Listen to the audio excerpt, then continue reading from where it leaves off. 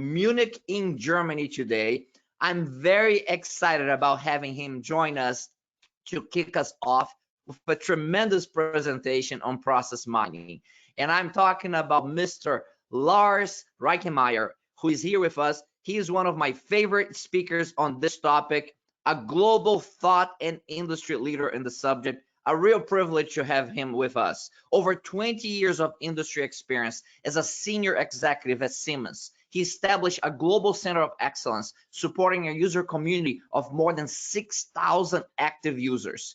He's the editor of the book Process Mining in Action, published by Springer in 2020, with 12 operational use cases from companies such as BMW, Siemens, and Uber.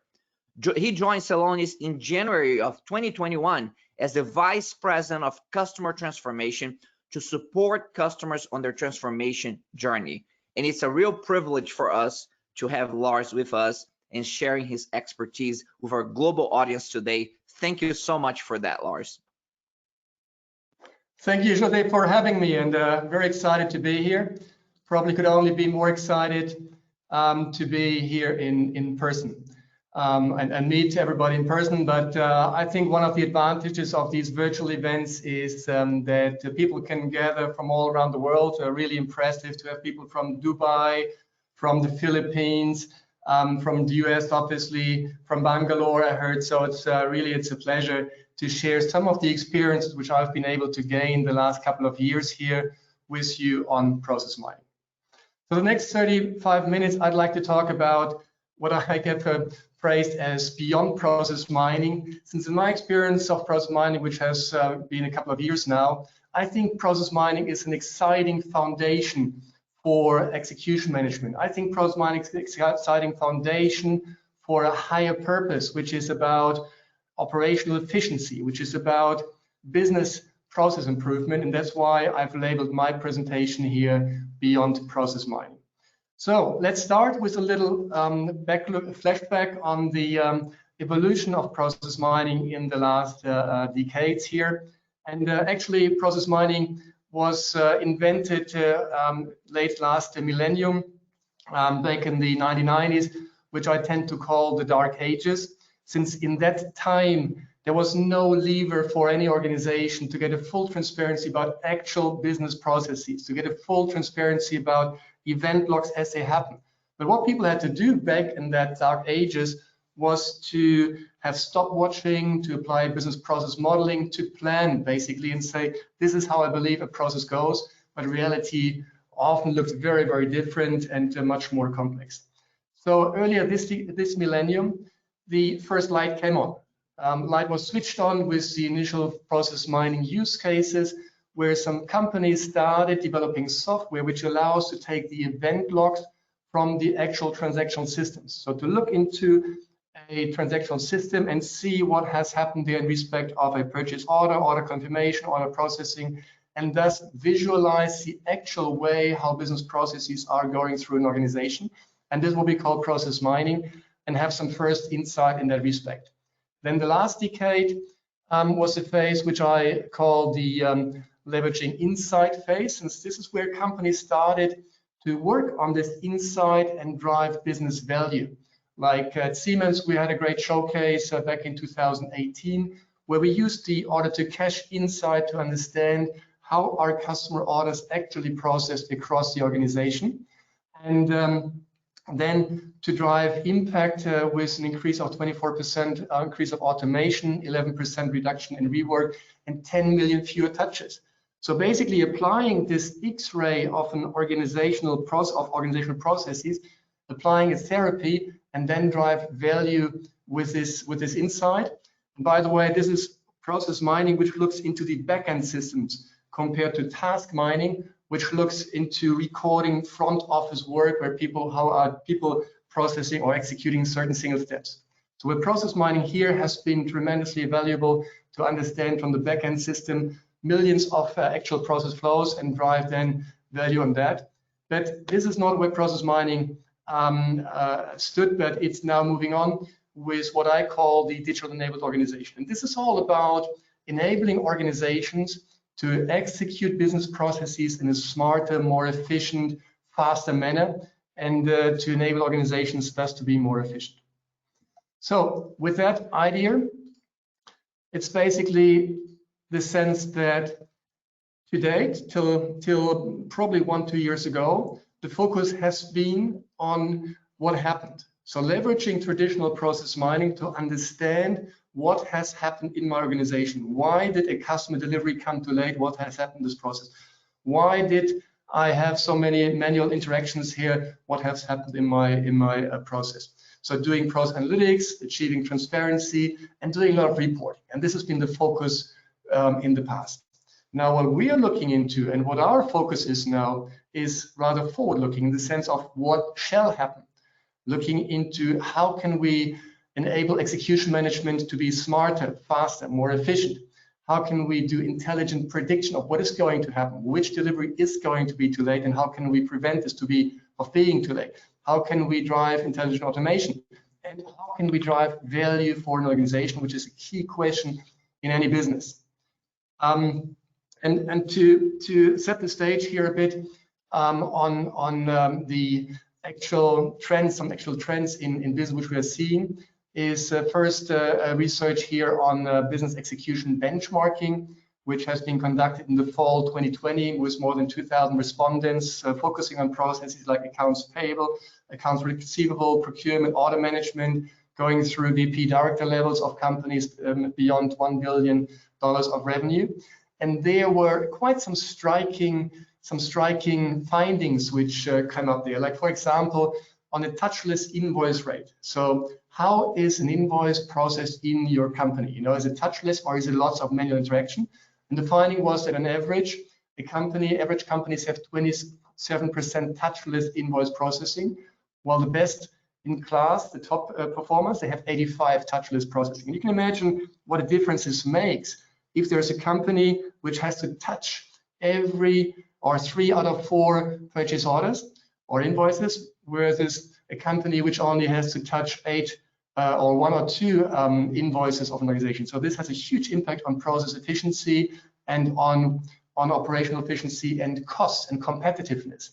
Similar, if you look into paid on time rate, you know, how much of the company average paying of suppliers, where you can see that an average company is only paying half of the suppliers on time, while a top performer is paying 77% on time. So again, here a big difference in the right timing, the right usage of discounts, the right usage of working capital, which is about executing business processes in a smart manner. And last example is the cost per invoice. So how much does a company spend on average on processing a single invoice, where the result here of this benchmark was that average companies, they spend $17 versus top performers spending less than $7. And if you imagine that large organizations easily have more than 1 million invoices per year they process, you easily have a double-digit million saving resulting from more efficient invoice processing. So it's all about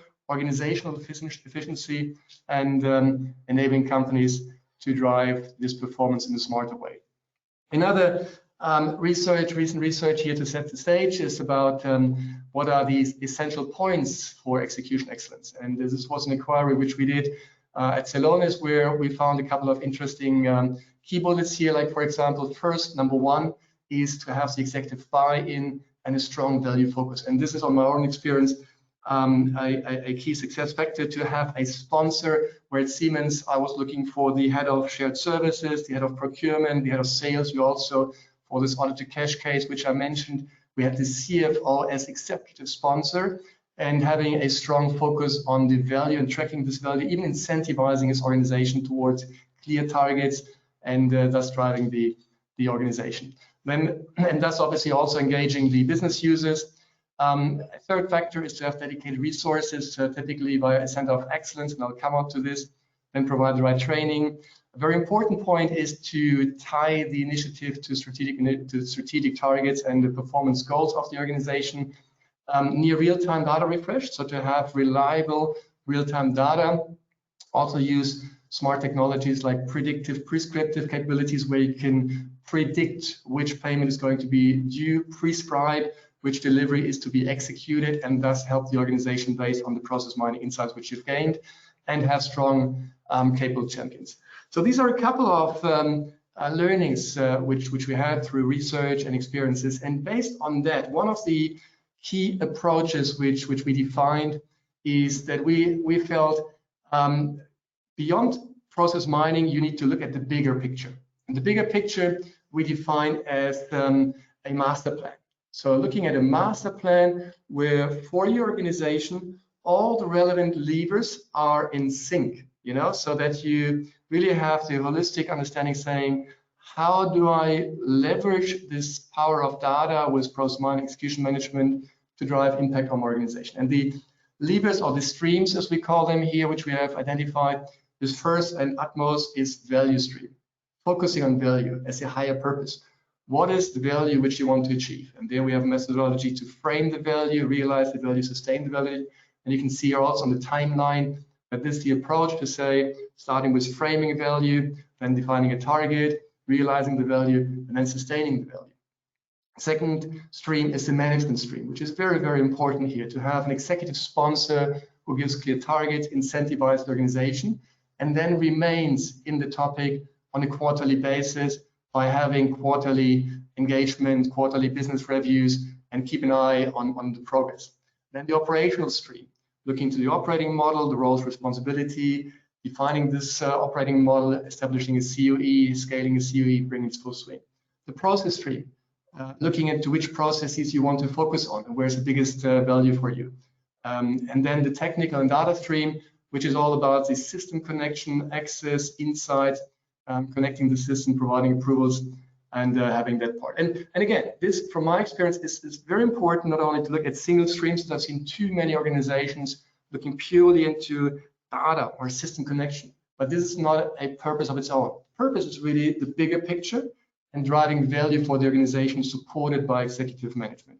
So let's dive a bit into how, in my experience, these streams are or can be executed, and what, why, and how needs to be done here. So on the value stream, starting with that, there is a standard value framing approach, which we suggest. We're defining clear targets, saying what is my days of sales outstanding, what is my manual or no-touch invoice rate, what is my on-time delivery rate, so whatever KPI is relevant here. Then identify the key value drivers, incentivize for the right targets, and track the value. Why? I think we spoke about that part, saying really have a executive engagement here with clear value for the organization, drive organizational alignment, have accountability, measurability, and sustainable impact. And then how to do it is with a framing methodology and via clear targets which are set, and have a regular tracking on the progress. Now, the value approach here, which we recommend, consists of 3 consecutive steps. First of all, framing the value. Like, for example, identify an opportunity.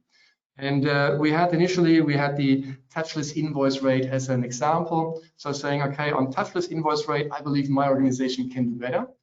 And then let's qualify this opportunity by looking into the systems, looking into the event logs, looking into the invoices, whether they're processed manually or automatically, whether there's what's your actual touch rate per invoice. Then analyze root causes. Why does the organization have such a high manual activity and involvement with invoice processing? Build a business case on that, saying, okay, from that kind of manual activities, I can automate a certain part which calculates on a certain business case, and then you can prioritize that that opportunity with the other opportunity which you want to go for. So this is a framing part, saying this is the potential which you can leverage for the organization. Then comes the realization part, in the sense of determine what needs to be done.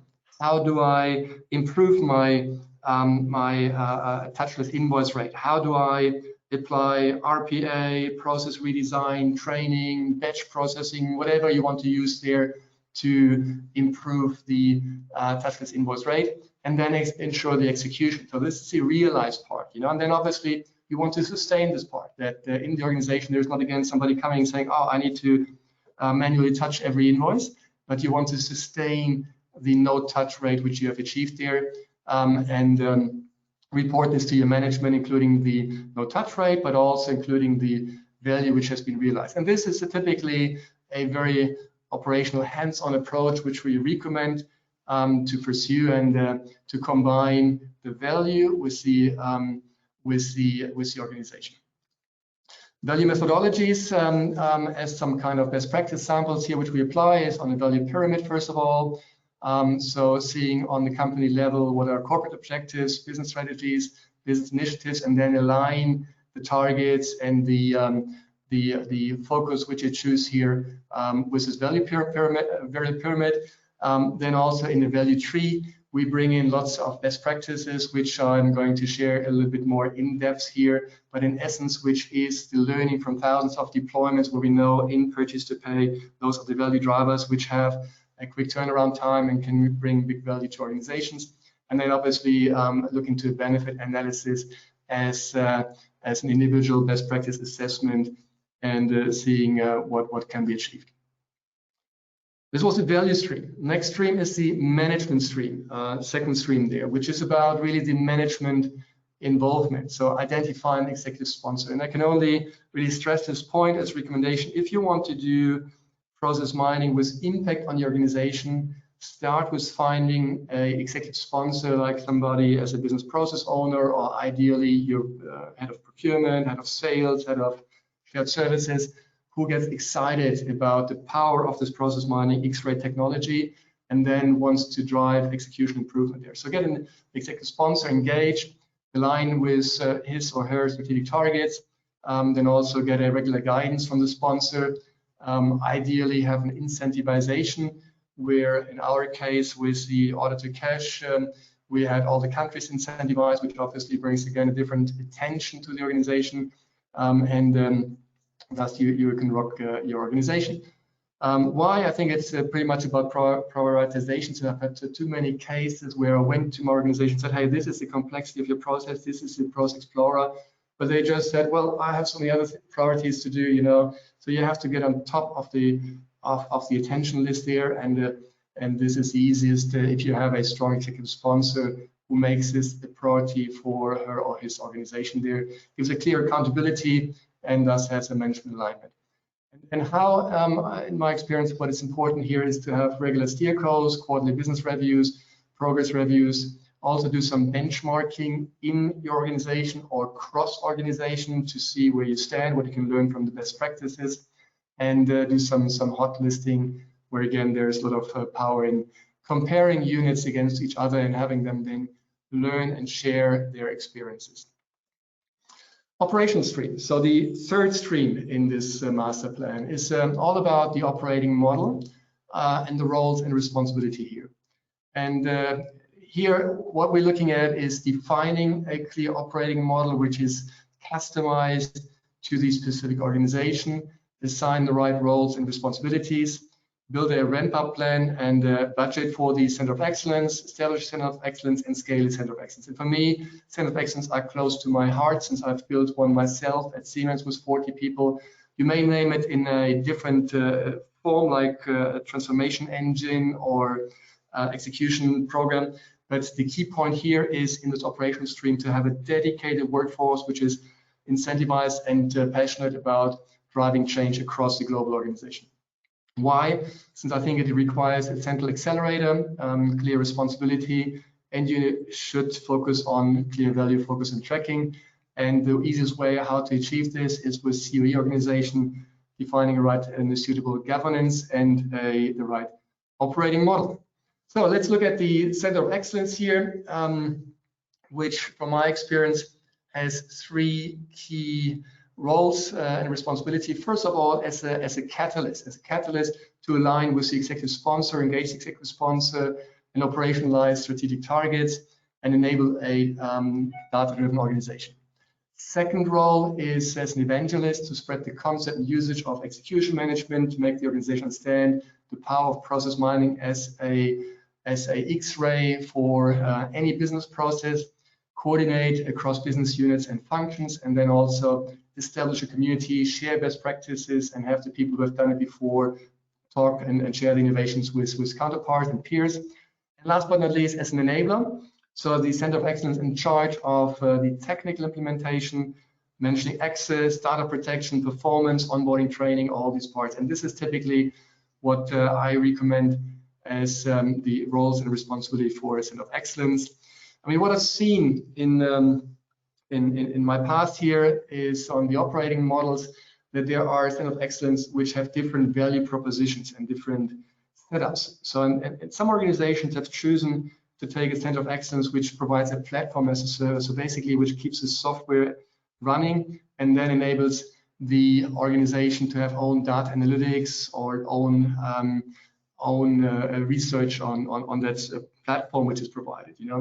Most organizations which I've seen is where the COE provides process mining as a service, so it provides standard dashboards on financial accounts payables, account receivables, which are standardized across the organization and which in large organizations can have some hundreds of users in procurement, logistics, sales, finance. And then also there are certain Center of Excellence which look rather into driving process transformation across an organization. So this is then the focus on execution management as a service. And from my point of view, what is important if you plan to have a Center of Excellence is to give it some thoughts about what is the value proposition and then how do you staff your Center of Excellence in the right form, and also where in your organization does it best fit. And here you have a multitude of different types of COEs. Many of them are in central IT departments like at Siemens, Exxon, BMW, GSK, but also we see more and more Center of Excellence coming up in shared services like in Deutsche Telekom, Molex, Ingram.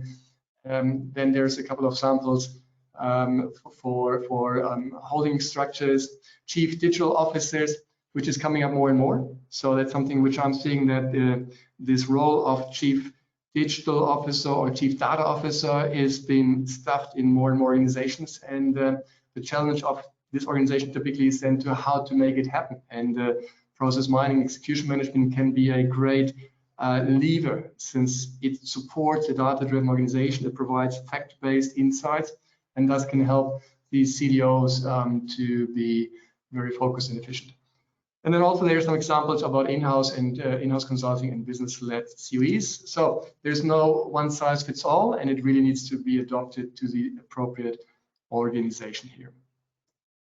With that, let's come to the process stream, which is the fourth stream in this master plan, looking into focus processes, looking into a clear process roadmap, since, I mean, process mining can be applied to any business process, but you don't want to address the big white elephant in one piece, but you want to slice it process by process to make it easier digestible.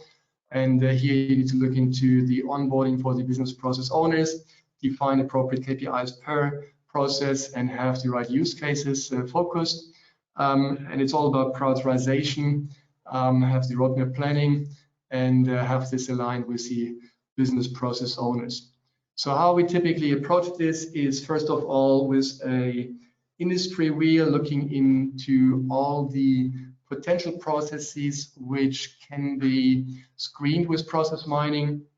It basically here is, this is a selection of typical processes which we discussed, from customer-facing processes to finance, administration, product and services, supply and distribution. And then typically the first processes to look into with process mining is purchase to pay, order to cash, accounts payables, and accounts receivables, for the simple reason that these are processes which have typically easy accessible event logs in the backend source systems, and that these are processes which have a high attention of automation and standardization. So screening these processes brings a lot of value to organizations, and that's why typically we advise to have those core processes as the core processes to get started with. How to get started is then in the next step with a so-called value tree here, where you can see in this slide the example of the purchase to pay process, which on the happy path goes from purchase request to payment.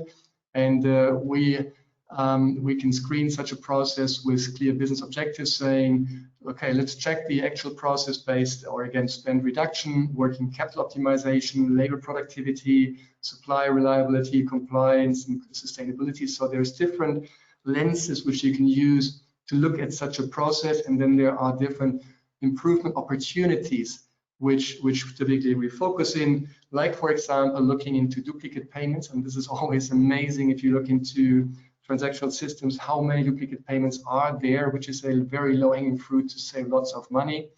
And looking into early invoices, you just want to pay on time here and not respond to early invoices. Change and rework, delivery performance. So there's these are the typical ways which we look at, like for example at Siemens, where we looked into the rework, why certain purchase orders had to be reworked. So there was a change in price, time, quantity, manual interaction, whatever. And this is what you look at, and then you, based on that, you can identify improvement potentials and execute those improvements subsequently. So with that, let's come to the last stream here, which is the technical and data stream. So the foundation, so to say, where we look into the right source systems, looking into, okay, I want to see my purchase to pay, which is my source system. Where do I get my event logs, which table? To show the right data connections, to get the access, get the data right, make sure that only the people authorized to see this data get the right authorizations, and then drive the operationalization of the data replication and to build the reports on that. How you do that is with the standard connectors, which basically are available today for any type of source system, the SAP, Salesforce, Oracle, Coupa, whatever you have it. There are lots of standard connectors to connect either to on-prem or the cloud, and then get the data screened. Now, what are a couple of technical innovations which we see here on different levels? On the one side, starting on the lower third part here, where I spoke about standard connectors, and this is something amazing which I've seen the last couple of years, where when we initially started to connect the process mining screening to the source system, this was lots of customizing, a lot of effort, and this was a major effort driver. Today, there are those standard connectors who are kind of plug and play to connect to your source system, and only if there's certain standardization on the technical side, this needs to be considered, but it's much, much easier. Then on the real-time data ingestion, having the power of replicating the transactional data in real time, and thus also identifying certain things like there will be a late response, or in a call center interacting with people on real time, having reusable connectors for quick plug and play. And then also on the cloud base, have the possibility to connect here across multiple systems and cross companies. Something which we see upcoming much more is this cross-company benchmark, or also to have a better transparency with suppliers. Now, on the data processing side, the middle layer here, some key innovations which we've seen is the cloud-based data processing, which is clearly a trend. So here, everything is moving to the cloud, and this is what we're seeing for our installed base as well as for new companies and new customers, which brings also a lot of performance improvement, which allows multi-event logs in the cloud to be able to have cross-process analysis, where you can see from logistics and procurement how these interfere, and doing benchmarking. And then on the front end side, with on the user side, where you have the leaders and the analysts and the staff people, we see some very innovative developments with standard execution apps. So standard apps for accounts payables, account receivables, which are very easy to use. And matter of fact, I've been always surprised why in large organizations you have thousands of people in shared service organizations who do accounts payables or account receivables, which should be like a standard process, which is done in a standard execution app and only exception-based interaction with people there. Then proactive alerting with a technology which informs the people, saying, this is a payment which is due today, you want to execute here, just click this button. Or this is a a delivery which is getting due, you want to execute or expedite the shipment here. So this is all about proactive alerting and supporting the users based on the process mining insight which you have, and enable people then to execute things in an easier, smarter manner.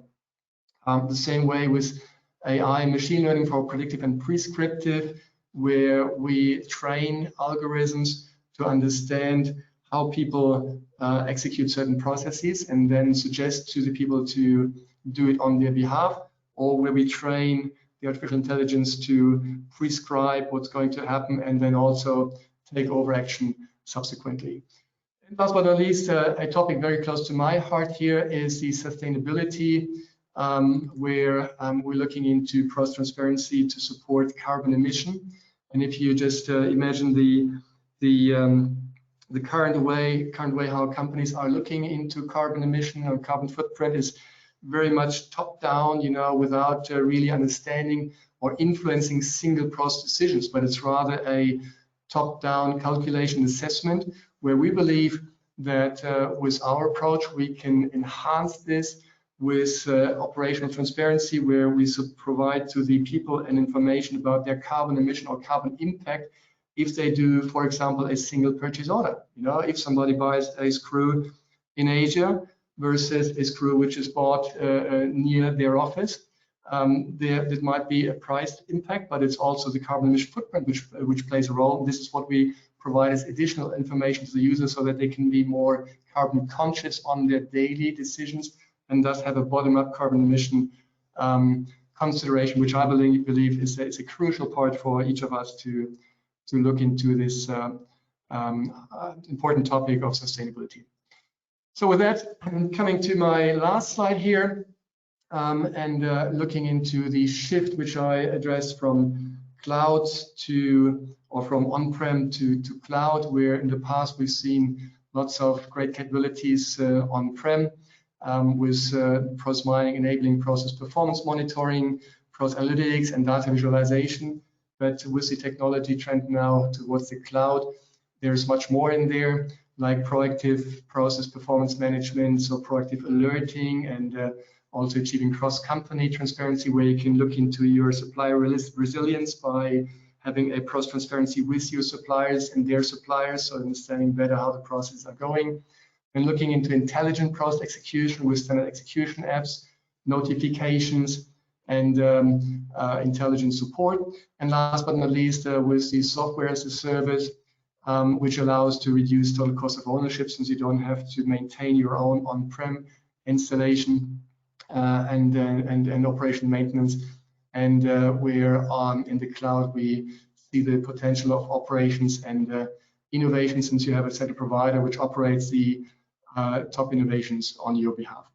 So all in all, to summarize, my part here is that I believe that it's important to look beyond process mining, and process mining is a fantastic foundation to understand what's actually happening, but there's much more on top of that by looking at the bigger picture, looking at the value purpose, where for an organization we are seeing cases with 3-digit millions of saving potentials as a bigger picture and value focus. Then having the right management engagement, saying, right, this is not only about process mining, but this is about organizational transformation, and we have a huge value target, and I, as the executive sponsor, are passionate to get this going, then get the operational stream properly set up with right operating model and the center of excellence, get the process streams in sync step by step, and last but not least, then leverage the technical innovation with execution apps and artificial intelligence, having the right data available and have your systems connected to make it all happen and have a sustainable impact on the organization. And with that, I would like to conclude my presentation here. Thank you for your attention and look forward to your questions. Lars, what a terrific presentation. You cover so many aspects that obviously were important to our audience, from the big picture to some of the technological implementations. very, very comprehensive. Thank you for sharing all those insights. Lots of questions here, lots of thank you, great presentation. So I want to start with Anna Martinez here. She's super excited about process mining, and she says, great, awesome presentation. And her question has to do about getting that buy-in from senior leaders of the organization. And you talked about it already, but I would like you to refocus and help Anna a little bit here. Her question is, did you have to present actual company data to executives to get the process, the solution with process mining approved? How did you get executives in the company to understand how process mining works and the value it creates? So she's looking for some advice on making that connection to senior leaders. What do you find it to be most compelling to them as you present process mining, and for them that may sound like a foreign language? Right, yeah, a great question. I think this is a key challenge which everybody experiences who's starting with process mining. I did it myself. When I started with process mining 2014, 2015, initially I was all excited about the transparency about business processes using these X-rays, and I made process explorers. I went to people from procurement, sales, showing them the complexity of their processes. Everybody said, wow, this is amazing, but nothing happened. And I thought, hey, what am I doing wrong? What am I missing here? And then I learned it's like it's like my analogy is always saying it's like if you do an X-ray of a person where you show the person this is your body, your X-ray, you got a shade here, you should go through a therapy to cure your cancer by stopping smoking and drinking. But the person says, come on, leave me alone, I got other things to do. So the message is you have to look into for the people who are willing to change. You have to connect to their priorities. Understand, okay, this person there wants to drive automation process efficiency. How can I support it in the terms and the language of that person? For example, by procurement, not talking about the process complexity, but talking about more accurate payments or a less touch rate, or get their pain points addressed properly and show them the benefit, the value they can realize. And then that's why also for me it's always important to have this value framing first, saying if you go to your head of procurement saying, I believe I can save you $10 million, you'll have the attention, and then you have obviously to substantiate it by saying, I've seen in this little snapshot duplicate payments, account for that part, early payments, that part, payment term deviation, that part, and then you get the attention. And once you have the attention, you get the buy-in, and then you have to make it operationalized by saying, okay, in order to get this 10 million for you now, I need your support by being the sponsor, and I need 2-3 people to have my COE set up and then get going. And this typically is the mechanism which in my experience works best. What great suggestions, what great advice there, and that finding the trigger points for and be empathetic to the leaders and find out what's important to them and latching on to those priorities is so critical. And it's still on this subject, several people talk about different types of governance, and you discuss a bit about governance in your presentation. And we all know that it's important to have that governance, but specifically, if I look at one of the roles in that governance, the role of a process owner. So you talk a lot about a champion here, but they also need to have that process owner engaged in the organization. And honestly, often in organizations, one of the issues that you have is that it's not clear who the process owner is. And then sometimes you may identify someone and they're like, oh, I don't want to be the owner for that process. It's got to be Joe over there, not me. So talk a little bit about this journey of really nailing down process ownership in an organization, which often is a fundamental issue that makes these implementations hard. Absolutely, and it's really about, in the beginning, finding the right process owners who have the right mindset, the right understanding, the right passion, and who have the topic of data and process transformation on top of their agenda. And I had the same experience. I went to many process owners whom I thought they might be the right people to address, but it's coming back to my image about the X-ray, you have many people who say, well, it's nice that you show me something on my lung here and I should stop smoking, but I keep having fun, I keep drinking, smoking.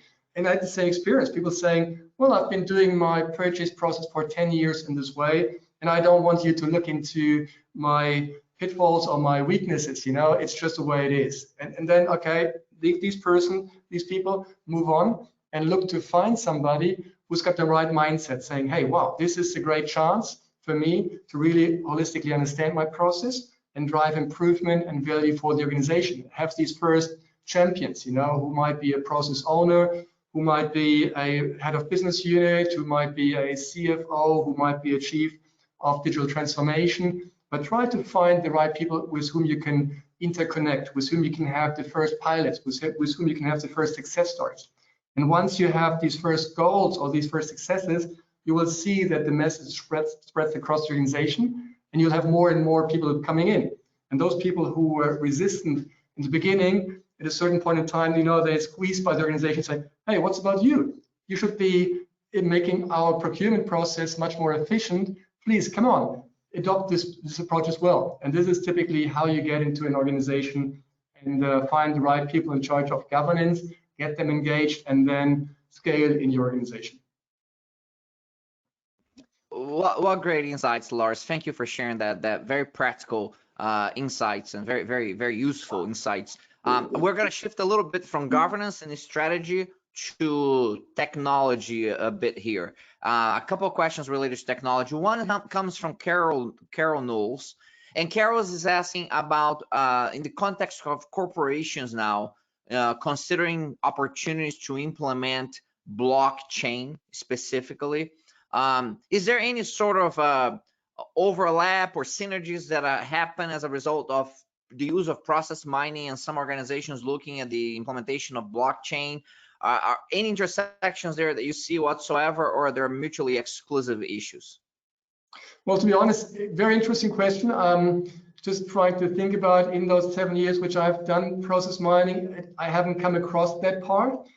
And blockchain for me is a great technology, obviously, to document certain things and to have process documentation on that side. Well, but I haven't come across any use case where those two things are getting together, but would be interested to see whether there's anybody else who's got an idea there. Agree. I think that there are emerging technologies that I have not myself seen the overlap at this point, but you know, as technologies evolve, maybe someone is doing that type of work. Now, the next question comes from Brett Nelson. He talks about the technical connections to transactional systems that are not cloud-based. You talked about, you know, connections to cloud-based systems during your presentation. His comment is that financial services, they have origination systems that tend to be older legacy systems or services systems regarding customer service or collections that may not be cloud-based. How do the connections take place in settings like that when you're trying to connect to legacy systems? Yeah, and sorry if I made myself not clear on that side. The source systems which we're looking at today are mostly on-prem. They are moving step by step towards the cloud. But currently, the current situation is probably, like, I would say 70–80% of what I know as installed base is on-prem. But we connect those source systems, then legacy systems, towards our cloud solution, our EMS cloud. And this is where the cloud comes into the game. And so in this respect, it's about having the connectors installed on the on-prem system, on the financial system, or on the manufacturing system, on the supply chain system, whatever you want to look into, and replicate the relevant event logs from the right tables and right fields into the cloud where the data processing then takes place. Very well. One final quick question here that I gather from the audience is that process mining is an evolving technology and methodology to a certain extent. What are you excited about, especially as it continues to evolve and new applications and use cases emerge, or maybe the technology itself is getting to a next level? What are you excited about in the near-term future for process mining? What I'm very excited about is making process mining become a virtual companion for people. You know, with process mining, you can understand what has happened and how are the processes, activities going there. And building on that, building a virtual assistant which can then suggest to a user, hey, you should do this in a different form, or can I remove this payment block for you next time, or this is an activity which you should be looking at, and supporting the organization to become smarter, become a digital enabled organization, which I described in the third chapter of my book, by the way. So that's what excites me, using all these smart technologies, the power of data, real-time data, to build on process mining, go beyond process mining, and help organizations to execute their processes in a smart and more efficient way. I think that is a great journey which we all have ahead of us. That's wonderful. Intelligent process mining in the horizon. And Lars, I cannot say how grateful we are for you to take the time to come from Munich, Germany to the world and share your expertise, your vast insights and practical suggestions to our global audience today. Thank you very much for having me, Jose. Thank you. Thank you. Bye-bye. Ladies and gentlemen, Lars Reinkemeyer, directly from Munich, Germany, a leader with Celonis, who is implementing process mining at scale to create value for organizations, their customers, and society by implementing the new technologies.